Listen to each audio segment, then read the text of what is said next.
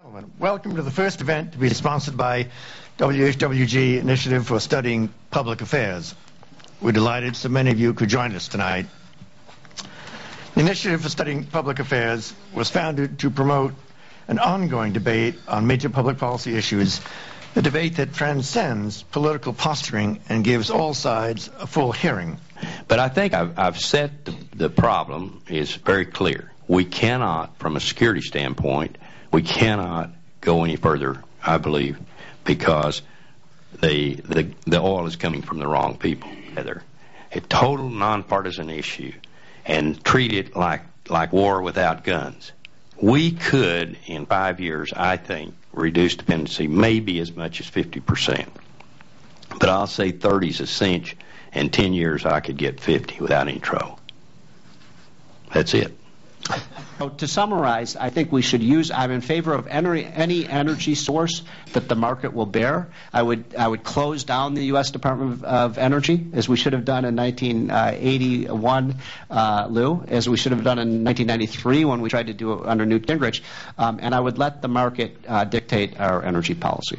Thank you, Steve. There was some question as to whether there was going to be any disagreement among our two discussants. I think we have an answer. You want to respond? Well, I've got a. What is your policy?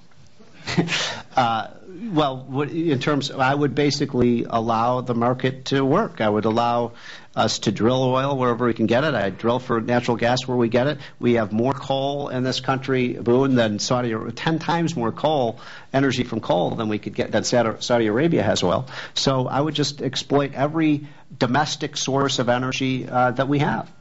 So, I mean, really what you're saying is we'll do the same thing we did in the last 40 years.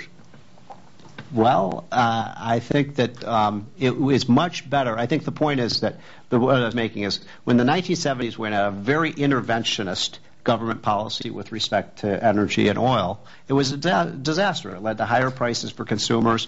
It caused a recession for the U.S. economy. And when we moved towards a free market policy in the 80s, it worked much better for the United States, and it reduced prices. And, you know, you're exactly right that every time we have to send a dollar to these countries in the Middle East, it hurts our economy and foreign policy. The best way to prevent that is to lower the price of oil here.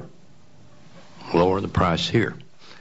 That we have 3% of the reserves in the world, and 70% of the oil is in the hands of state-owned oil companies.